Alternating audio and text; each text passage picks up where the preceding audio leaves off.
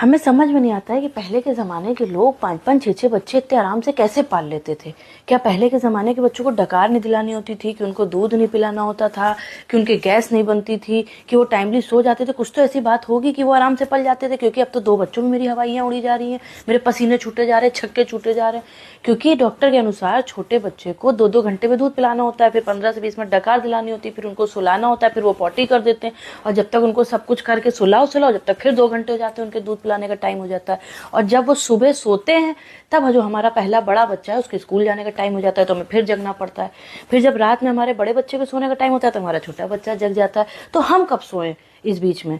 अच्छा, एक समय पे हम बहुत हाइजीनिक थे कि जब हमको कहीं से भी थोड़ी बहुत भी स्मेल आ जाती थी तो हम जाते नहीं थे कि नहीं भैया वहाँ से स्मेल आ रही है। और अब तो पॉटी साफ कर करके उसकी नैपी चेंज कर करके मेरी ये हालत हो गई है कि सैनिटाइजर, साबुन, ये सब हमको बेकार लगने लगा। कहीं से अच्छी खुशबू आती तो हमको वो स्मेल लगने लगती।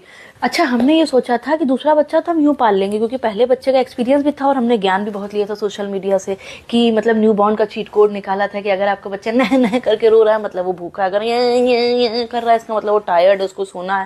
लेकिन जब हमारा बच्चा रोता है तो हम साउंड ही नहीं क्रैक कर पा रहे हैं कि कौन सी साउंड निकल रही। घर वाले कहते हैं कि रो रहा है उसको उठा क्यों नहीं रही हो, तो हम उसकी साउंड एनालाइज करते हैं, नह नह कर रहा है कि यहाँ कर रहा है, वो समझ में नहीं आता है।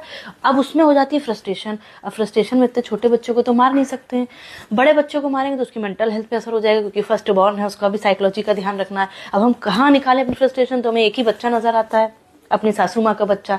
उसी पे हम फ्रस्ट्रेशन निकाल सकते हैं, क्योंकि उसकी मेंटल हेल्थ से भी हमको कोई फर्क खास पड़ता नहीं है, उसकी वैसे ही खराब चल रही है जब से शादी हुई है, और मारपीट फिजिकली स्ट्रांग भी है, तो वही उन्हीं पे हम फ्रस्ट्रेशन निकालते हैं। तो लोग कहते हैं कि बताइए, अब आप लोग बताइए कि क्या करा जाए, कैसे? मतलब कोई चीज़ काम नहीं कर रही है, ना एक्सपीरियंस काम आ रहा है, ना ज्ञान काम आ रहा है, हम कैसे, मतलब बिल्कुल अलग चल रहा है मामला। तो कुछ अगर आप लोग हमें और ज्ञान दें, कुछ राय दें तो उसकी हम कद्र करेंगे।